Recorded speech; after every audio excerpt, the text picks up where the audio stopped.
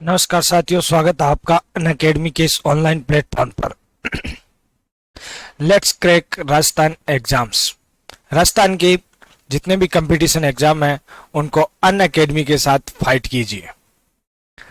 मैं Leeladhar Prajapati MA NET history से हूं और मुझे ऑनलाइन और ऑफलाइन क्लासों में पढ़ाते हुए लगभग 8 वर्ष हो चुके हैं। आरपीसी के जितने भी कंपटीशन एग्जाम हैं उन सभी कंपटीशन एग्जामों में मैं वर्ल्ड हिस्ट्री, इंडियन हिस्ट्री और राजस्थान हिस्ट्री है उनका अध्यापन कार्य करवाता हूं। Crack RPC with India's largest learning platform. आप आरपीसी के जितने भी कंपटीशन एग्जाम है उनको फाइट कर सकते हैं अनअकैडमी के साथ।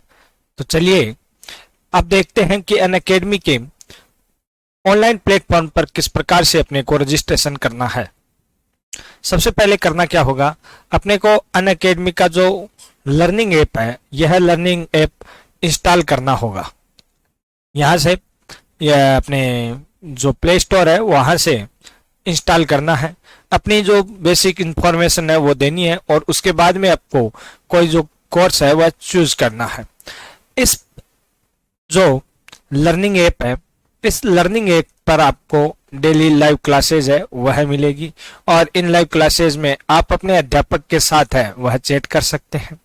इसके अलावा अध्यापक के साथ चैट करने के अलावा आप है वह है अपने अध्यापक के साथ किसी भी टॉपिक पर डिस्कशन कर सकते हैं।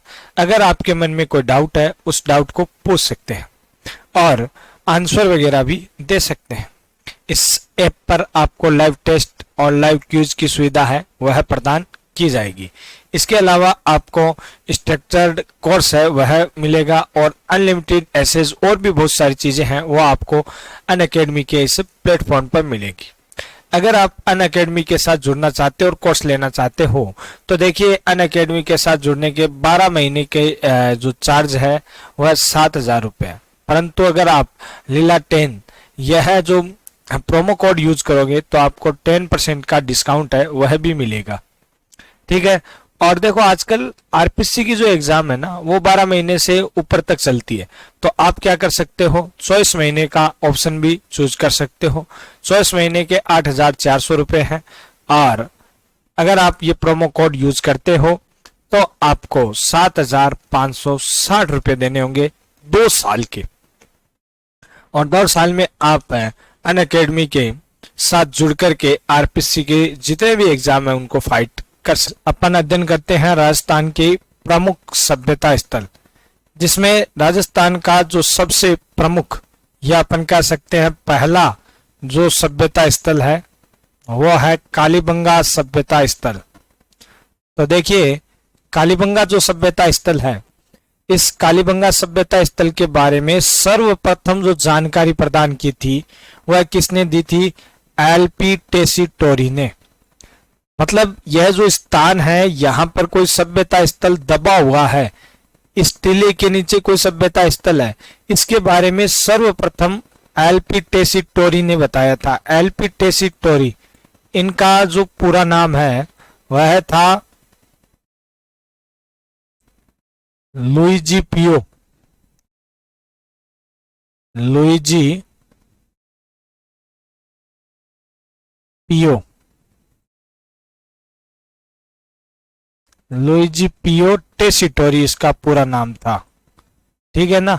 और इन्होंने ही सर्वप्रथम कालीबंगा सभ्यता स्थल के बारे में बताया था। उसके बाद में देखिए स्थिति देखते हैं कि ये कहां पर स्थित है। तो कालीबंगा सभ्यता स्थल अपने हनुमानगढ़ के अंदर गग्गर नदी के किनारे स्थित है। कौन सी नदी, गग्गर नदी के किनारे स्थित है। और कालीबंगा जो सभ्यता स्थल है इसकी सर्वप्रथम खोज सन 1952-53 ईस्वी में अमलानंद घोष के द्वारा की गई थी।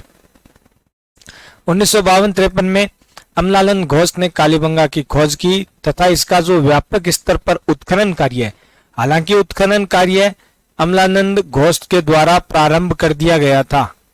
कालीबंगा का जो उत्खनन कार्य है वह अमलानंद घोष ने प्रारंभ कर दिया था, परंतु इसका व्यापक स्तर पर जो उत्खनन कार्य है ना वो किसने किया था, व्यापक स्तर पर उत्खनन कार्य बीवी लाल और बी के थापर द्वारा किया गया। बीवी लाल, ब्रजवासी लाल और बी के थापर, बालकृष्ण थापर के द्वारा कालीबंगा का व्यापक स्तर पर उत्खनन कार्य हुआ। सन 1961 से 1969 के मध्य है वह इसका व्यापक स्तर पर उत्खनन कार्य किया गया था। अब कालीबंगा की जो खुदाई की गई उसकी खुदाई से हमें किन चीजों की प्राप्ति होती है उसको देखना है। देखिए, कालीबंगा की खुदाई से हमें क्या क्या चीजें प्राप्त होती है। जुते हुए खेत के प्रमाण है वह कालीबंगा से हमें प्राप्त होते हैं, ठीक है ना। और ये खेत भी क्या है, क्रॉस पद्धति से जुते हुए थे। इसके अलावा कालीबंगा से हमें भूकंप के साक्ष्य प्राप्त होते हैं। सिंधु सभ्यता के सभ्यता स्थलों में सर्वप्रथम कालीबंगा सभ्यता स्थल है जहां से हमें भूकंप के साक्ष्य मिले हैं। ऊंट के प्रमाण सर्वप्रथम यहीं से प्राप्त होते हैं। इसके अलावा कालीबंगा से हमें शल्य चिकित्सा के प्रमाण भी मिले हैं। अब इस शल्य चिकित्सा का मतलब क्या हो गया? शल्य चिकित्सा का मतलब हो गया ऑपरेशन, ठीक है ना।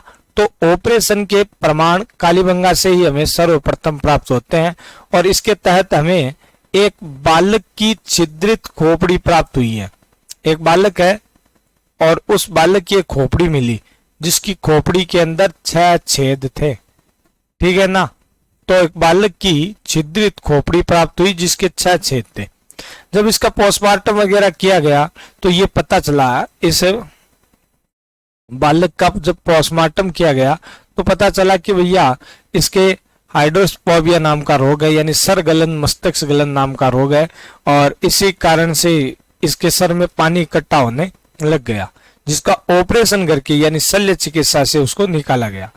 इसके अलावा यहाँ से एक बेलनाकार मोहर की प्राप्ति होती है जो कालीबंगा का संबंध हमें फारस से दर्शाती है।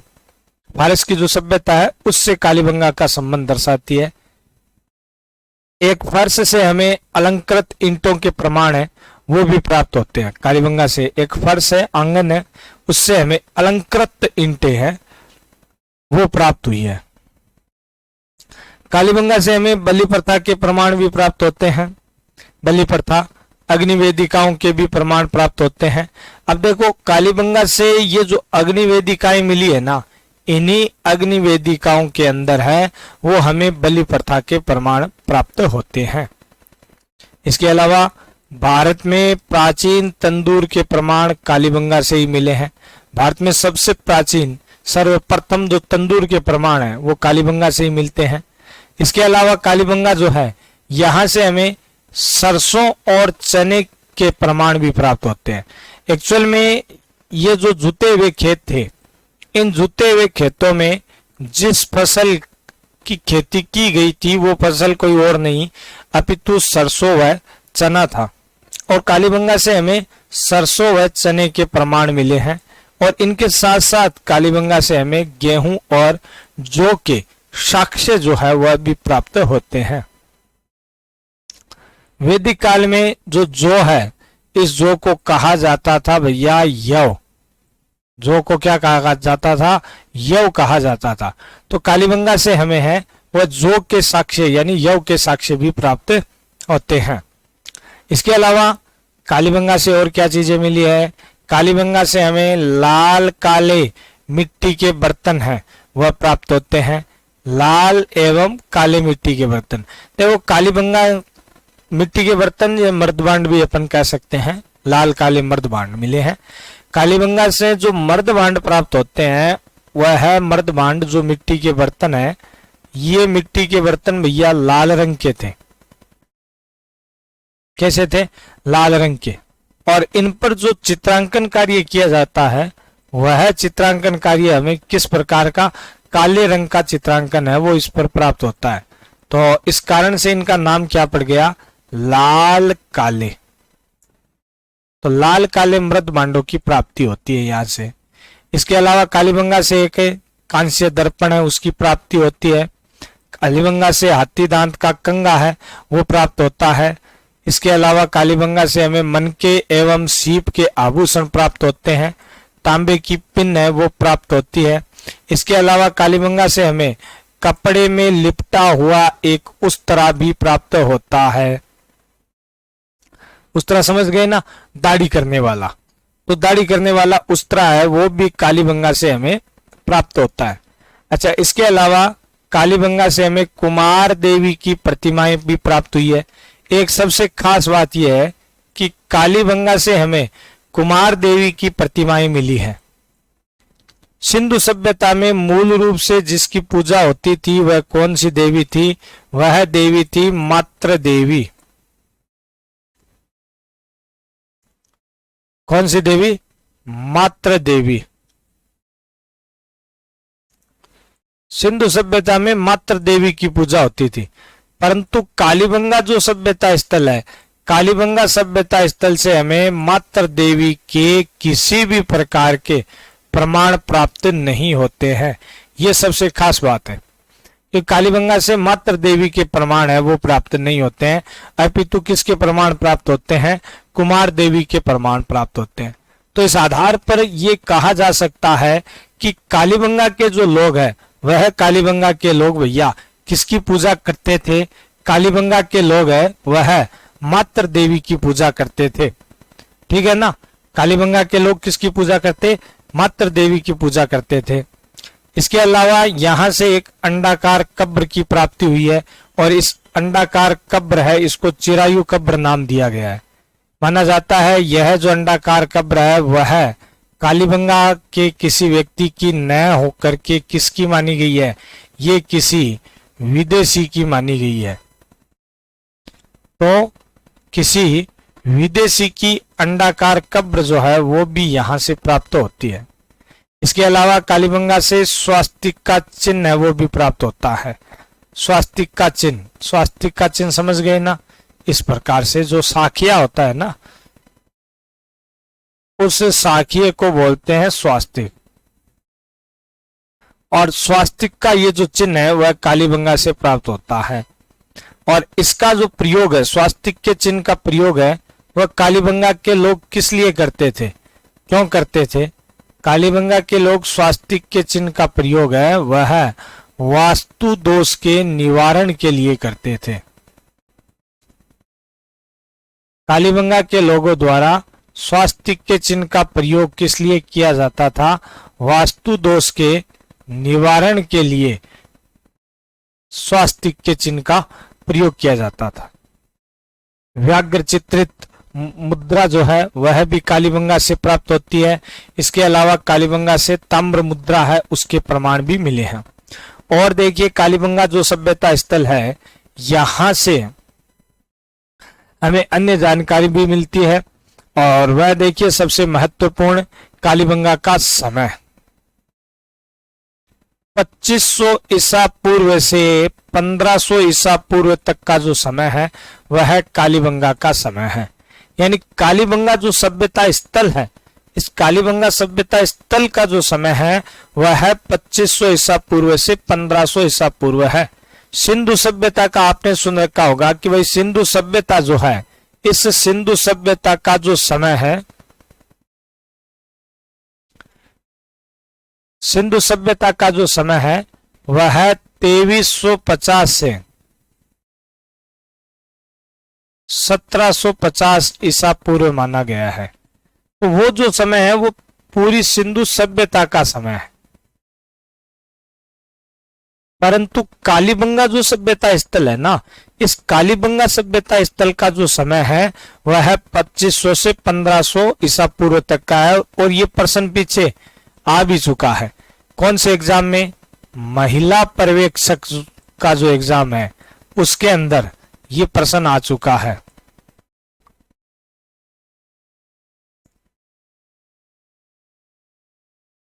महिला पर्यवेक्षक के अंदर ये प्रश्न आ चुका है भैया पीछे। ठीक है ना? तो ध्यान में रखना, जिसमें कालीबंगा का समय है वो पूछा गया था और इसमें जो सही उत्तर है वो कौन सा माना गया है? 2500 ईसा पूर्व से 1500 ईसा पूर्व। कालीबंगा सभ्यता का जो पतन है वह किस कारण हुआ है? प्राकृतिक आपदा के कारण इसका पतन हुआ है। परंतु जो कनेडी है इसने इसका पतन संक्रामक रोग के कारण बताया है कि किसी संक्रामक रोग के कारण कालीबंगा का पतन हुआ है। और जो गोपीनाथ शर्मा है ना, गोपीनाथ शर्मा ने कालीबंगा के पतन के लिए कच्छ के रण से आने वाली जो हवाएं हैं उनको जिम्मेदार बताया है। गोपीनाथ शर्मा कहते हैं कि कच्छ के रण से जो हवाएं आई, उन हवाओं ने आकर के भैया क्या किया कि कालीबंगा का ये जो क्षेत्र है, इस क्षेत्र पर अपने साथ लाई गई जो मिट्टी है वह मिट्टी बिछा दी, जिस कारण से कालीबंगा का क्या हो जाता है, पतन हो जाता है। तो ये बात गोपीनाथ शर्मा कहते हैं।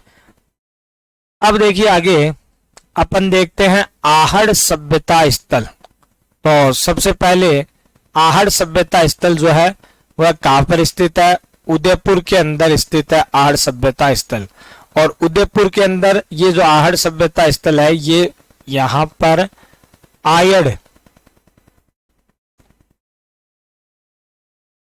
नदी के किनारे स्थित है। कौन सी नदी के किनारे स्थित है?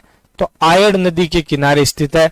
आयड़ या फिर इसको क्या कहा जाता है? बेड़च भी कहा जाता है।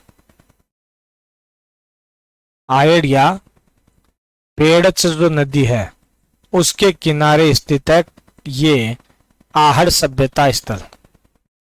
ठीक है ना? तो आहड़ सभ्यता स्थल है वो कौन सी नदी के किनारे स्थित है? आयड़ या बेड़च जो नदी है इसके किनारे स्थित है ये आहड़ सभ्यता स्थल। अब देखिए आहड़ सभ्यता स्थल है, इसकी खोज सन 1953 ईस्वी में अक्षय कीर्ति व्यास के द्वारा की गई और इसका जो उत्खनन कार्य है वो 1956 ईस्वी में आर.सी. अग्रवाल द्वारा किया गया। परंतु आहड़ सभ्यता स्थल के व्यापक स्तर पर उत्खनन का कार्य है वह एच.डी. सांखलिया द्वारा किया गया था। धीरजलाल सांखलिया, जिनका नाम था एच.डी. सांखलिया भी इन्हें कहा जाता है। इनका पूरा नाम था हरगोविंद धीरजलाल सांखलिया। इनका पूरा नाम क्या था? इनका पूरा नाम था हरगोविंद धीरजलाल सांखलिया। तो एच.डी. सांखलिया जो है, इन्हीं एच.डी. सांखलिया के द्वारा कालीबंगा सभ्यता आहड़ जो सभ्यता स्थल है, इस आहड़ सभ्यता स्थल का व्यापक स्तर पर उत्खनन कार्य किया गया था। कब? 1961 ईस्वी में इन्होंने इसका व्यापक उत्खनन कार्य किया। और जो एच.डी. सांखलिया है वह एक विश्वविद्यालय के प्रोफेसर थे। मूल रूप से कौन से विश्वविद्यालय के प्रोफेसर थे? तो एच.डी. सांखलिया है ये भैया पूना जो विश्वविद्यालय है, पूना विश्वविद्यालय के प्रोफेसर थे। याद रखना, कौन से? पूना विश्वविद्यालय के प्रोफेसर थे। आहड़ को कई नामों से जाना जाता है। आहड़ को भैया ताम्रवती भी कहते हैं। जो आहड़ का नाम है ना, ये प्राचीन शिलालेखों पर हमें प्राप्त होता है। तो प्राचीन शिलालेखों पर आहड़ का नाम क्या प्राप्त होता है? ताम्रवती। इसके अलावा आहड़ को ताम्र नगरी भी कहते हैं। क्यों कहते हैं?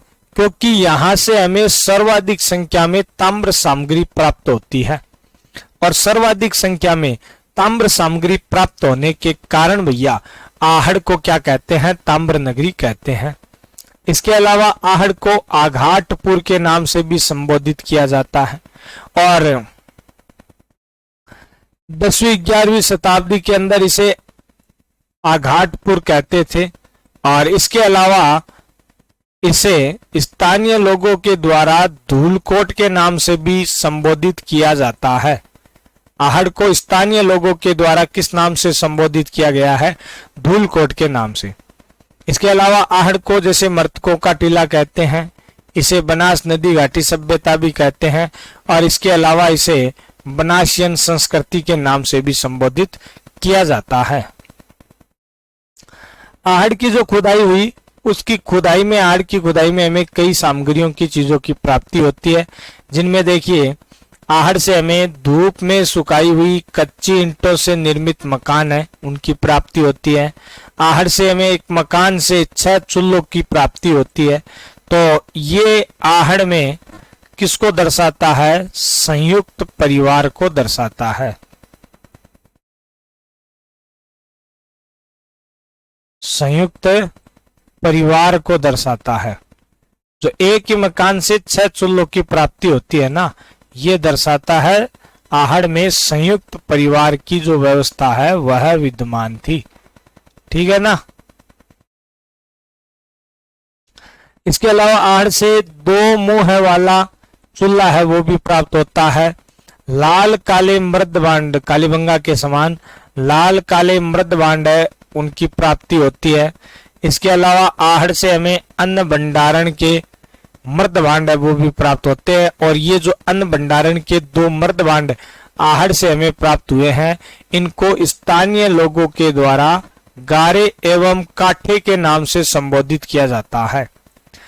यानी आहड़ से जो मृद भांड प्राप्त हुए हैं अन्न भंडारण के 2, इनको क्या कहा जाता है? गारे एवं काठे। इसके अलावा यहाँ से छपाई के ठप्पे प्राप्त हुए हैं। अनाज पीसने की जो चाकी है उसके 2 पार्ट है वो भी प्राप्त होते हैं। इसके अलावा चित्रयुक्त बर्तन है वो भी प्राप्त होते हैं। और यहाँ से हमें टेरिकोटा पद्धति से निर्मित बेल की प्रतिमा भी प्राप्त हुई है। टेरिकोटा पद्धति कौन सी होगी? टेरिकोटा पद्धति हो गई हाथ से बिना किसी सांचे के प्रयोग के हाथ से जो मिट्टी के बर्तन बनाने की कला है, इसी मिट्टी के बर्तन बनाने की कला को टेरिकोटा कला कहते हैं। और टेरिकोटा पद्धति के लिए राजस्थान में अपने जो मोलेला है, कहां पर है ये मोलेला? ये मोलेला स्थित है राजसमंद में। तो मोलेला गांव जो है वह अपने टेरिकोटा पद्धति के लिए राजस्थान में प्रसिद्ध है। ठीक है। और प्रतिवर्ष दिल्ली के अंदर जो प्रगति मैदान है, दिल्ली के प्रगति मैदान के अंदर जो हस्तशिल्प मेला लगता है, इसमें मोलेला के जो मिट्टी के बर्तन है वो आकर्षण के मुख्य केंद्र रहते हैं। मिट्टी की जो मूर्तियां हैं वो आकर्षण के मुख्य केंद्र रहती है। इसके अलावा आहड़ सभ्यता से हमें ईरानी शैली की धूपदानियां हैं वो प्राप्त होती है, तथा बिना हत्थे के जल पात्र वो भी प्राप्त होते हैं। यहाँ से हमें 6 ताम्र मुद्राएं मिली हैं, यानी तांबे के सिक्के, 6 ताम्र मुद्रा है वो प्राप्त होती है। और 3 जो मिट्टी की मोहरें हैं वह आहड़ से हमें प्राप्त होती है। ठीक है ना। अब ये जो 6 ताम्र मुद्राएं आहड़ से प्राप्त हुई है, इन 6 ताम्र मुद्राओं में एक मुद्रा ऐसी है जिस पर यूनानी देवता अपोलो का भी चित्र प्राप्त होता है। यह प्रश्न भी आया हुआ है। यूनानी देवता अपोलो के चित्र वाली जो मुद्रा है वह कहां से प्राप्त होती है? कहां से प्राप्त होती है? आहड़ से। इसके अलावा आहड़ से हमें कृषि एवं पशुपालन के प्रमाण भी प्राप्त होते हैं। और देखिए, कृषि में आहड़ वासियों के द्वारा मुख्यतः किस फसल की खेती होती? चावल की। तो मुख्य फसल कौन सी थी? चावल। और मुख्य जो पशु यानी सर्वाधिक पाले जाने वाला पशु है वो कौन सा था? कुत्ता था। इसके अलावा आहड़ से हमें तांबा गलाने की भट्टियां हैं वह भी प्राप्त होती है। तांबा गलाने की भट्टियां भी आहड़ से मिली है।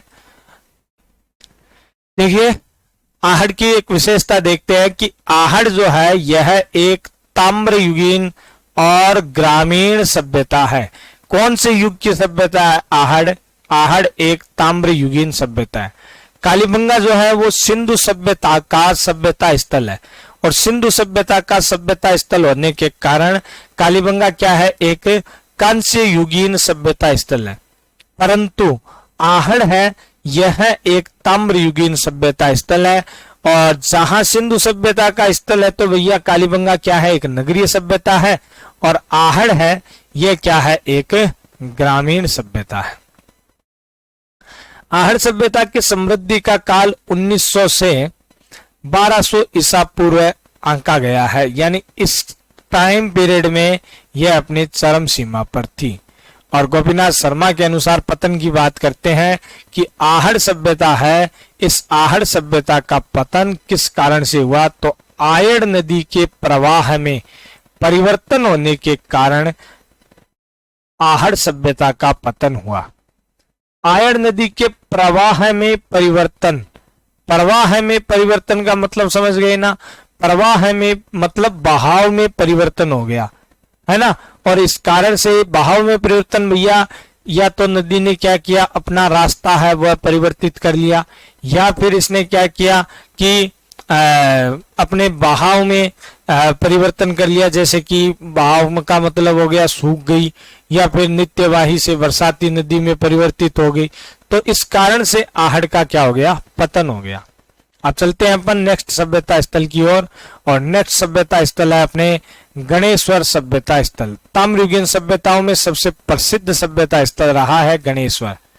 और गणेश्वर सभ्यता स्थल है वो कहां पर स्थित है, तो गणेश्वर सभ्यता स्थल नीम का थाना सीकर में कांतली नदी के किनारे स्थित है।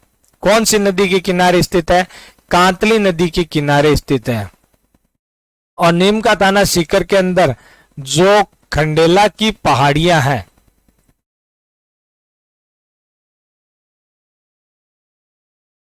इन खंडेला की पहाड़ियों में ये भैया गणेश्वर सभ्यता स्थल स्थित है।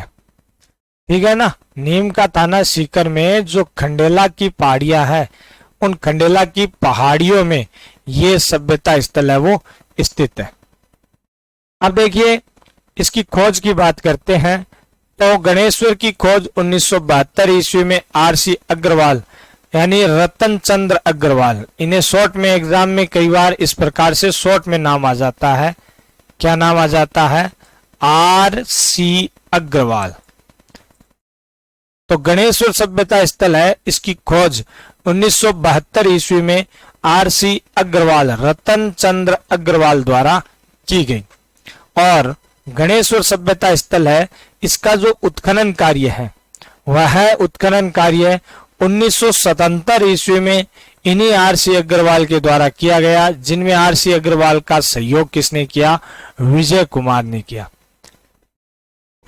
गणेश्वर सभ्यता स्थल है, इसकी समृद्धि का काल 2800 ईसा पूर्व आंका गया है, यानी ये लगभग कितना पुराना सभ्यता स्थल है, 2800 ईसा पूर्व प्राचीन सभ्यता स्थल है। ताम्रयुगीन सभ्यताओं में ये सबसे प्राचीन है। तो इसी कारण देखिए कि गणेश्वर जो है वो ताम्रयुगीन सभ्यताओं में सबसे प्राचीन सभ्यता स्थल है, यानी ताम्र युग की जितनी भी सभ्यताएं हैं उनमें सबसे प्राचीन सभ्यता स्थल है। और इसी कारण से गणेश्वर को क्या कहते हैं, इसी कारण से गणेश्वर को ताम्रयुगीन सभ्यताओं की जननी कहा जाता है। यानी ताम्रयुगीन जो सभ्यता, जितनी भी ताम्रयुगीन सभ्यताएं हुई है, उन ताम्रयुगीन सभ्यताओं की जननी है वह है किसको कहते हैं, गणेश्वर को। और देखिए जो सिंधु सभ्यता है ना, संपूर्ण सिंधु सभ्यता में गणेश्वर से ही ताम्र आपूर्ति की जाती थी। पूरी सिंधु सभ्यता है, इस पूरी सिंधु सभ्यता में ताम्र आपूर्ति कहां से हुई है, गणेश्वर से। इस कारण से गणेश्वर को क्या कहते हैं, पुरातत्व का पुष्कर भी कहा जाता है। गणेश्वर को पुरातत्व का पुष्कर भी कहा जाता है। तो एक देखिए, अपने अभी आहड़ सभ्यता स्थल पढ़ा था, तो उस आहड़ सभ्यता स्थल में अपन ने नाम आया था ताम्रवती। तो आहड़ है, इसको तो कहते हैं ताम्रवती, ठीक है ना। ताम्रवती किसे कहते हैं, आहड़ को। क्यों कहते हैं, प्राचीन शिलालेखों पर आहड़ का नाम हमें ताम्रवती ही प्राप्त होता है। परंतु ताम्रयुगीन सभ्यताओं की जो जननी है वो किसको कहा गया है, गणेश्वर को कहा गया है। अब गणेश्वर से क्या क्या चीजें प्राप्त हुई है, तो प्राप्त सामग्रियों में देखते हैं। गणेश्वर सभ्यता स्थल से हमें तांबे के बाणाग्र प्राप्त हुए हैं, ताम्र बाणाग्रों की प्राप्ति हुई है। ताम्र फरसे हैं वह प्राप्त होते हैं। फरसे समझे क्या भैया, फरसे जो परशुराम के पास था ना, इस प्रकार से।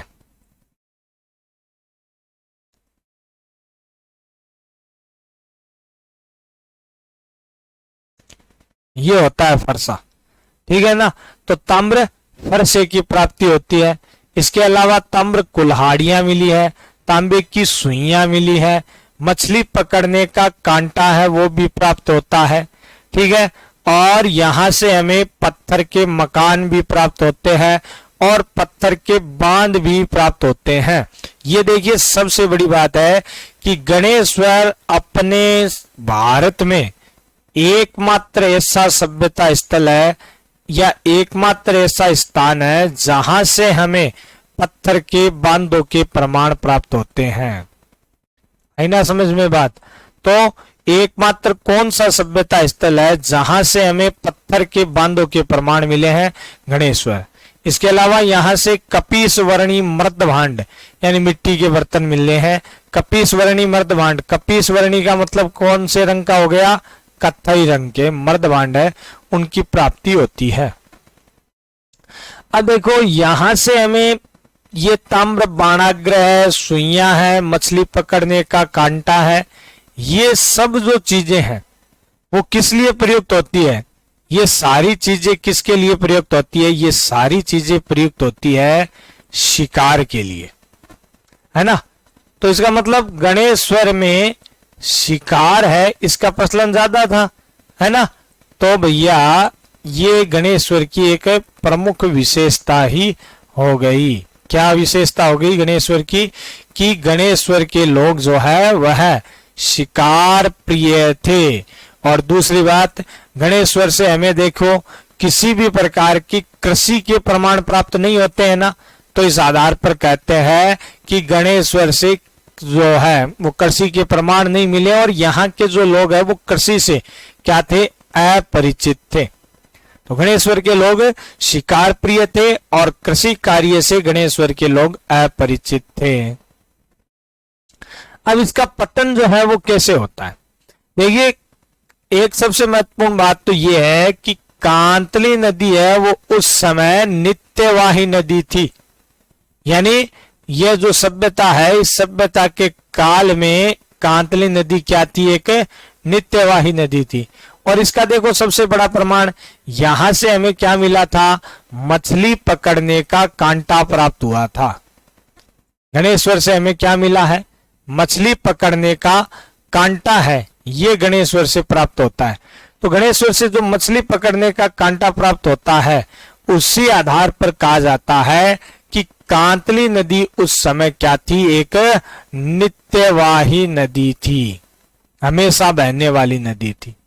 और इसके सूख जाने के कारण ही कांतली नदी है वो क्या हो गई? सूख गई, बरसाती नदी में परिवर्तित हो गई। और इसके सूख जाने के कारण ही भैया क्या हुआ? गणेश्वर का पतन हो गया। ठीक है, तो इसके साथ अपने ये गणेश्वर सभ्यता स्थल है यह भी हुआ कंप्लीट। अब अपन चलते हैं आगे वाले सभ्यता स्थल की ओर। और आगे वाला जो सभ्यता स्थल है यह अपने राजस्थान के सभ्यता स्थलों में सबसे महत्वपूर्ण सभ्यता स्थल है। और वह कौन सा है? बेराट सभ्यता स्थल। राजस्थान के सभ्यता स्थलों में सबसे प्रमुख सभ्यता स्थल है बेराट। और ये जो बेराट सभ्यता स्थल है ये कहां पर स्थित है? तो ये शाहपुरा जयपुर के अंदर स्थित है। तो शाहपुरा जयपुर में जो भीम डूंगरी है, बिज्जक डूंगरी है, महादेव डूंगरी है, मोती डूंगरी है, इन के मुहाने पर, इनके मध्य में बाण गंगा नदी के मुहाने पर स्थित है।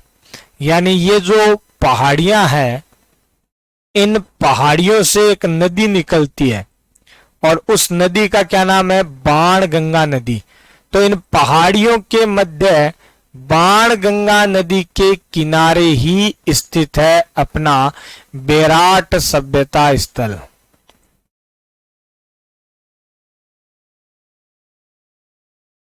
ठीक है, अब देखो बेराट सभ्यता स्थल जो है इसकी खोज कब की गई या किसने की? तो बेराट सभ्यता स्थल की खोज 1936 ईस्वी में दयाराम साहनी के द्वारा की गई।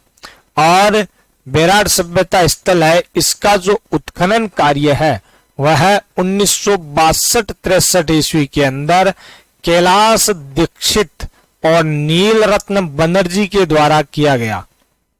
याद रखना बेराट सभ्यता स्थल है, इस बेराट सभ्यता स्थल का जो उत्खनन कार्य है वो किसने किया? तो बेराट सभ्यता स्थल है इसका उत्खनन कार्य कैलाश दीक्षित व नीलरत्न बनर्जी के द्वारा किया गया था। कब? 1962-63 ईस्वी के अंदर। ठीक है, अब आगे चलते हैं। बेराट जो सभ्यता स्थल है, इस बेराट सभ्यता स्थल के बारे में देखते हैं। सबसे पहले बेराट सभ्यता स्थल की विशेषताएं हैं वह देखते हैं, क्या क्या विशेष रहा है यहाँ पर। देखिए, बेराट जो सभ्यता स्थल है यह पूर्व में मत्स्य जनपद की राजधानी था। अच्छा प्रश्न है, कई बार ये एग्जामों में आ चुका है, रिट के अंदर भी आ चुका है, पटवार पुलिस में भी आ चुका है कि मत्स्य जनपद है। इस मत्स्य जनपद की राजधानी कौन सा क्षेत्र रहा है? कौन सा? बेराट जो है वो मत्स्य जनपद की राजधानी रहा है। और बेराट की स्थापना किसने की? देखिए, बेराट की जो स्थापना है वह मत्स्य जनपद का ही एक शासक था जिसका नाम था विराट। और विराट के द्वारा, महाराज विराट के द्वारा है वो विराटपुर नगर के नाम से इसकी स्थापना की गई थी। किस नाम से? विराटपुर के नाम से। और ये जो विराटपुर है ना, इसी विराटपुर का अपभ्रंश होकर के क्या बन गया? शब्द बेराट बन गया। अपभ्रंश का मतलब समझते हो ना? अपभ्रंश का मतलब हो गया नाम का बिगड़ जाना।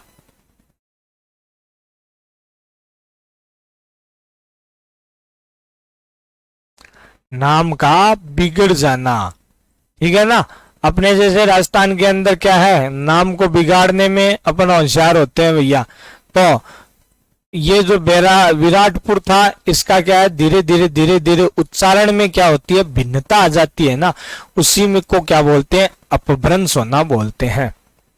अब देखो, यहां पर पांडवों ने अपने 1 वर्ष के अज्ञातवास का समय बिताया था। जो बेराट है ना, यहीं पर, यानी जो मत्स्य जनपद है यहीं पर है, वो पांडवों द्वारा अपने 1 वर्ष के अज्ञातवास का समय बिताया गया था। और बेराट है, इसकी सबसे खास बात देखो कि बेराट से हमें कई संस्कृतियों के प्रमाण मिलते हैं।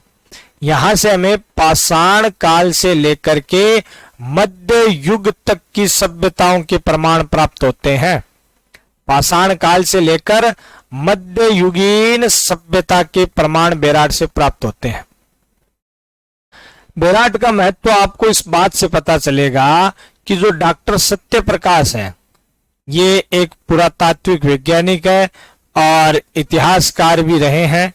तो डॉक्टर सत्य प्रकाश ने बेराट के लिए कहा है कि देखिए कितनी बड़ी बात कही है कि हमने पाकिस्तान को जो कुछ देखकर खोया है, बेराट को खोजकर उससे अधिक पाया है। यानी इसका मतलब क्या हुआ, पाकिस्तान को हमने क्या ऐसा दिया और क्या देखकर खोया? तो भैया पाकिस्तान को देखकर खोया, इसका मतलब क्या हुआ कि जैसे भारत है, अपने भारत के अंदर सिंधु सभ्यता के जो प्रमुख सभ्यता स्थल जैसे हड़प्पा है, मोहनजोदड़ो है, चहुंदड़ो है, सुत्का-गेंडोर है, कई जो सिंधु सभ्यता के स्थल है वह है विभाजन के पश्चात कहां पर चले गए? पाकिस्तान में चले गए, ठीक है ना।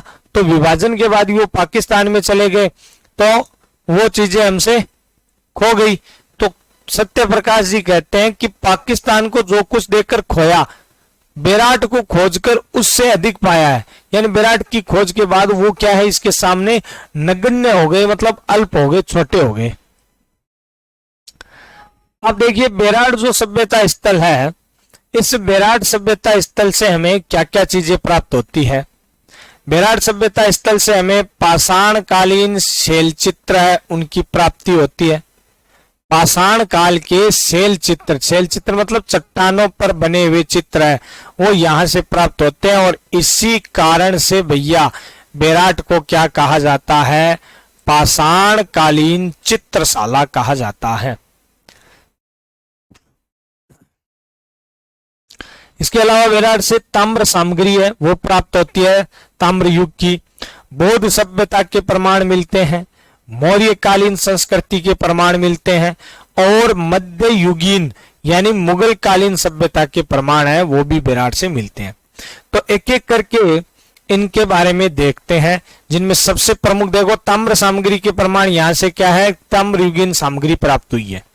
ठीक है, और देखिए सबसे महत्वपूर्ण है नंबर 1 पर बौद्धकालीन सभ्यता के प्रमाण या बौद्ध संस्कृति के प्रमाण। बेराट पूर्व में क्या था, बौद्ध सभ्यता का प्रमुख केंद्र था। बेराट है यह बौद्ध जो संस्कृति है इसका केंद्र था। और इसके प्रमाण के रूप में देखिए बेराट से हमें बौद्ध विहारों की प्राप्ति होती है, स्तूपों की प्राप्ति होती है, चैत्य जो है उनकी प्राप्ति होती है, और इसके अलावा जो बौद्ध भिक्षुक है उनके लिए बनी हुई जो कोठड़ियां हैं उनकी प्राप्ति होती है।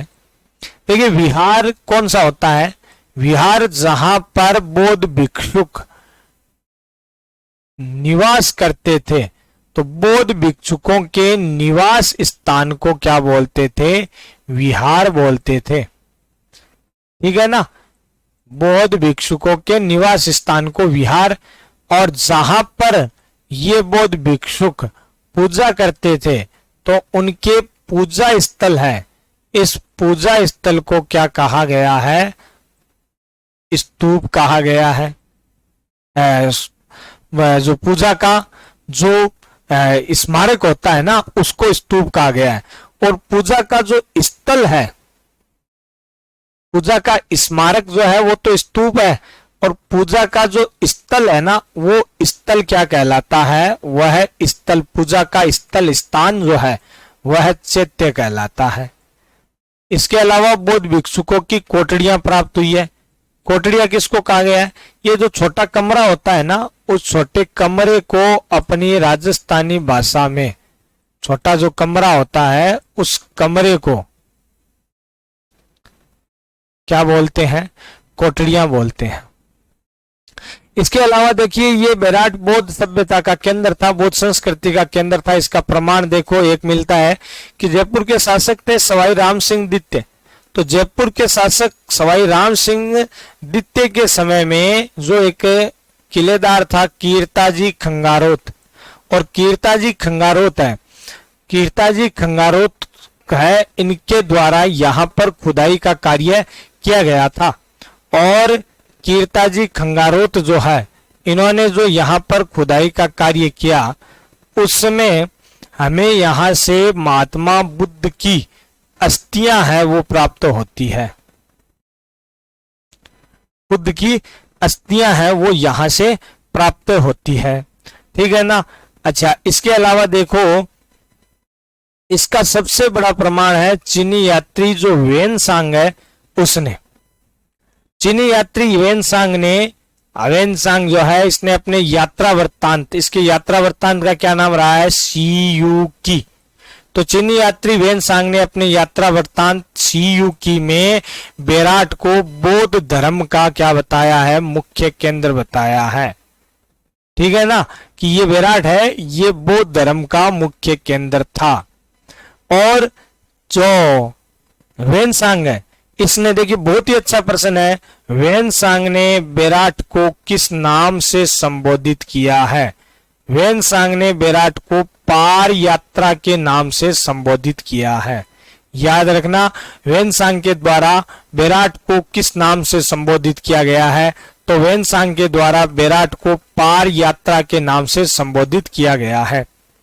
चलते हैं नेक्स्ट प्रमाण की ओर। तो देखिए बेराट से हमें मौर्यकालीन संस्कृति के भी प्रमाण है वो प्राप्त होते हैं, मौर्यकालीन सभ्यता के प्रमाण भी बेराट से प्राप्त होते हैं। देखिए बेराट जो है यहां से हमें मौर्यकालीन लौह सामग्री की प्राप्ति हुई है, एक तो ये। दूसरा बेराट से हमें मौर्यकालीन सिक्के, मौर्य काल में भैया जिन सिक्कों का प्रचलन था उन्हें क्या कहते थे, आहत या पंचमारक सिक्के कहा जाता था। तो यहां से हमें आहत या पंचमारक शैली की मुद्रा भी प्राप्त हुई है,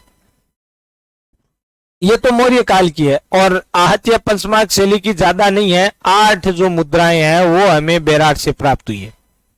देखिए बेराट से हमें एक कपड़े में लिपटे हुए कुल 36 सिक्के मिले हैं, ठीक है ना। और इन 36 सिक्कों में 28 जो सिक्के हैं वो तो इंडो ग्रीक शैली के हैं और 8 जो सिक्के हैं वो पंचमारक शैली के हैं। 28 सिक्के जो है वो तो इंडो ग्रीक शैली के प्राप्त होते हैं और 8 जो सिक्के हैं वो पंचमारक शैली के प्राप्त होते हैं। ठीक है ना। अच्छा, इनमें भी देखिए ये जो अपने मूल रूप से बेराट है ना, बेराट से जो 28 सिक्के मिले हैं ना इंडो ग्रीक शैली के, इन 28 सिक्कों में यूनानी जो शासक मिनेंडर है, ये अच्छा प्रश्न है देखना, यूनानी शासक मिनेंडर के सिक्के भी प्राप्त होते हैं। भैया बहुत ही अच्छा प्रश्न है और मैं आपको बताऊं ये अपने राजस्थान के सबसे बड़े कंपटीशन एग्जाम में आ चुका है। किसमें? ये देखिए ये प्रश्न है वो आरएएस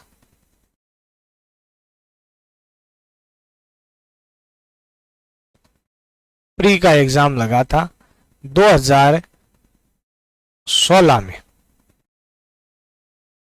तो 2016 का जो आरएएस प्री है ना उसके अंदर ये प्रश्न आ चुका है और जिसमें पूछा गया था यूनानी शासक मिनेंडर के जो सिक्के हैं वो कहां से प्राप्त होते हैं, कहां से प्राप्त होते हैं? बेराट जो सभ्यता स्थल है यहां से हमें यूनानी शासक मिनेंडर के सिक्के मिले। इसके अलावा देखिए मौर्यकालीन सभ्यता के प्रमाणों में यहां से हमें सन 1837 ईस्वी में विलियम बार्ट के द्वारा, विलियम बार्ट या इसका नाम आता है कैप्टन बार्ट के द्वारा सम्राट अशोक के ब्राबू के शिलालेख की खोज की गई थी। ब्राबू का जो शिलालेख है इसकी खोज की गई थी। तो ब्राबू का शिलालेख इसकी खोज किसने की? विलियम बार्ट ने की। और कहां से मिला है? ये सबसे प्रसिद्ध रहा है अशोक के शिलालेखों में बेराट से। ठीक है ना। देखिए इस शिलालेख की क्या विशेषता है? ये एकमात्र ऐसा शिलालेख है अशोक का जो अशोक को व्यक्तिगत रूप से बोध सिद्ध करता है। यह अशोक का एकमात्र ऐसा शिलालेख है जो अशोक को व्यक्तिगत रूप से बोध सिद्ध करता है तथा इसमें बौद्ध धर्म के जो त्रिरत्न है उनका उल्लेख किया गया है। कौन से हैं बौद्ध धर्म के त्रिरत्न? बुद्ध, धम्म और संघ, इनका उल्लेख है वो प्राप्त होता है। इसके अलावा बेराट से हमें संघ भेद, ये जो ब्राबू का शिलालेख है इससे हमें संघ भेद रोकने का उल्लेख भी प्राप्त होता है। संघ भेद का मतलब क्या हुआ? यानी जो बौद्ध संघ है इसके विखंडन या इसके भेद को रोकने का भी उल्लेख किया गया है। और सबसे महत्वपूर्ण बात है कि इस शिलालेख में अशोक को मगध का राजा कहा गया है। किस नाम से संबोधित किया गया है? मगधाधिराज के नाम से संबोधित किया गया है। ठीक है ना। और सन देखिए सन 1871-72 ईस्वी में कार्लाइल के द्वारा जो भीमडोंगरी का क्षेत्र है यहां से अशोक के एक अन्य शिलालेख की भी खोज की गई थी। तो ये सब चीजें हैं जैसे मौर्यकालीन लौह सामग्री है, आहत मुद्रा है, बाब्रू का शिलालेख है और इसके अलावा कार्लाइल के द्वारा खोजा गया अशोक का एक अन्य जो शिलालेख है, ये सब चीजें हैं वो किसको दिखाती है? ये सब चीजें हमें मौर्यकालीन जो संस्कृति है उस मौर्यकालीन संस्कृति को दर्शाती है। ठीक है ना। अब देखिए बेराट जो सभ्यता स्थल है, इस बेराट सभ्यता स्थल का पतन कैसे हुआ ये देखते हैं। ये किस प्रकार से इतना महान सभ्यता स्थल था, सम्राट अशोक तक के जो प्रत्यक्ष प्रमाण है वो मिलते हैं, तो इसका पतन कैसे हुआ? तो चीनी यात्री पतन के बारे में वेनसांग बताता है। चीनी यात्री वेनसांग है वो बताता है कि जो बेराट है इसको समाप्त करने का, इसको जो नष्ट करने का जो श्रेय है वह हुण शासक मिहिर कुल को जाता है। वेनसांग बताता है कि हुण शासक मिहिर कुल जो है इसने बेराट को नष्ट कर दिया और बेराट को नष्ट करके 9 कोटि बौद्ध भिक्षुकों की हत्या कर दी। 9 कोटि बौद्ध भिक्षुकों की हत्या कर दी। ये हुण शासक मिहिर कुल है वो कहते हैं मूल रूप से शैव धर्म का अनुयायी था और बौद्ध धर्म का प्रबल शत्रु था। तो वेनसांग बताता है कि बेराट को नष्ट करने का श्रेय मिहिर कुल को जाता है, इसके द्वारा ही इसको नष्ट किया गया था, इसका पतन किया गया था। अब इसका पतन हो गया, परंतु बेराट आज भी विद्यमान है। तो बेराट जो सभ्यता स्थल है, इसकी पुनः स्थापना का श्रेय किसे जाता है? या अपन कह सकते हैं कि भैया यहां से मध्ययुगीन प्रमाण भी क्या क्या मिले हैं। तो देखिए, बेराट की जो पुनः स्थापना है, इसकी पुनः स्थापना का श्रेय जाता है मुगलों को। किसको जाता है? मुगलों को जाता है। और अगर से अपन से पूछ लिए कि भाई मुगल शासकों में किससे, तो मुगल बादशाह अकबर को जाता है। मुगल शासकों में किसे जाता है? इसकी पुनः स्थापना का श्रेय अकबर को जाता है, क्योंकि अकबर के द्वारा यहां पर शाही महल और शाही बाग का निर्माण करवाया गया था। अकबर ने ही बेराट में शाही महल और शाही बाग का निर्माण करवाया था। और इसके अलावा अकबर के नवरत्नों में शामिल था ना मानसिंह प्रथम, आमेर का शासक। तो आमेर शासक मानसिंह प्रथम के द्वारा यहां पर पंचमहल का भी निर्माण करवाया गया था। तो बेराट जो सभ्यता स्थल है, इसके पतन का श्रेय है वह मिहिर कुल को जाता है, परंतु पुनः बसावट का जो श्रेय है, पुनः स्थापना का श्रेय है, वह किसको जाता है? मुगलों को जाता है। ठीक है, अब एक आगे वाला छोटा सा सभ्यता स्थल है, उसको देखते हैं। और वह सभ्यता स्थल कौन सा है? वह सभ्यता स्थल है बागोर सभ्यता स्थल। बागोर सभ्यता स्थल है, यह कहां पर है? यह भीलवाड़ा में कोठारी नदी के किनारे स्थित है। भीलवाड़ा में कोठारी नदी के किनारे स्थित सभ्यता स्थल है। और इसकी जो खोज है बागोर की, वह 1952-53 ईस्वी में वीरेंद्र नाथ मिश्र के द्वारा और डॉक्टर लेस्निक द्वारा की गई। यानी इसकी खोज और उत्खनन का कार्य साथ ही हुआ है, और वीरेंद्र नाथ मिश्र और डॉक्टर लेस्निक को इसकी खोज और उत्खनन का श्रेय जाता है। बागोर सभ्यता स्थल है, इसकी देखिए सबसे बड़ी विशेषता यह है कि यह एक मध्य पाषाण युगीन सभ्यता स्थल है। यानी राजस्थान के प्राचीनतम सभ्यता स्थलों में बागोर गिना जाता है। बागोर क्या है? एक मध्य पाषाण युगीन सभ्यता स्थल है। और बागोर से हमें देखिए 5000 वर्ष प्राचीन कृषि एवं पशुपालन के प्रमाण मिलते हैं। ये सबसे बड़ी बात है, बागोर से हमें 5000 वर्ष प्राचीन कृषि के प्रमाण मिले हैं। ठीक है ना। और इसी कारण से देखिए बागोर को आदिम संस्कृति का घराना कहा जाता है। ये बहुत ही अच्छा प्रश्न है। राजस्थान के किस सभ्यता स्थल को आदिम संस्कृति का घराना कहा जाता है? तो किसे कहा जाता है? बागोर जो सभ्यता स्थल है, इस बागोर सभ्यता स्थल को आदिम संस्कृति का घराना कहते हैं। और स्थानीय लोगों के द्वारा बागोर को महासतियों का टीला भी कहा जाता है। बागोर को क्या कहते हैं? महासतियों का टीला भी कहते हैं। अगर साक्ष्यों की बात करते हैं तो देखिए बागोर जो है, यहां से हमें मानव विकास की तीनों अवस्थाओं के प्रमाण है वो प्राप्त होते हैं। मानव विकास की, मानव के विकास की तीन ही अवस्थाएं रही है भैया। यानी पहले तो आदि मानव था, मानव है ना, उसके बाद इसने विकास किया, तो विकास की तीन ही अवस्थाएं हैं। सबसे पहले मानव ने क्या? शिकार करना सीखा। उसके बाद इसने पशुपालन का कार्य सीखा। और उसके बाद यहां से हमें मानव के द्वारा खेती है, वह खेती कार्य, कृषि का कार्य करना प्रारंभ किया गया। और यहां से हमें मानव विकास की तीनों अवस्थाओं की प्रमाण जानकारी मिलती है। जैसे शिकार के रूप में यहाँ से चमड़ा काटने के, चमड़ा छीलने के, इसके अलावा चमड़ा सीलने के, शिकार के पाषाण आयुध मिलते हैं, है ना। तो ये तो हो गई शिकार की बात। इसके अलावा यहां से हमें 14 प्रकार की कृषि के भी प्रमाण मिलते हैं। ये हो गई कृषि की बात। और प्राचीनतम पशुपालन के प्रमाण भी बागोर से प्राप्त होते हैं। ये हो गई पशुपालन की बात। तो बागोर से हमें मानव विकास की तीनों अवस्थाएं हैं उनकी जानकारी मिलती है, शिकार, पशुपालन और कृषि। आज की क्लास में इतना ही। अब अपन नेक्स्ट क्लास के अंदर है वो राजस्थान के जो छोटे जो सभ्यता स्थल है उनका अध्ययन करेंगे। धन्यवाद।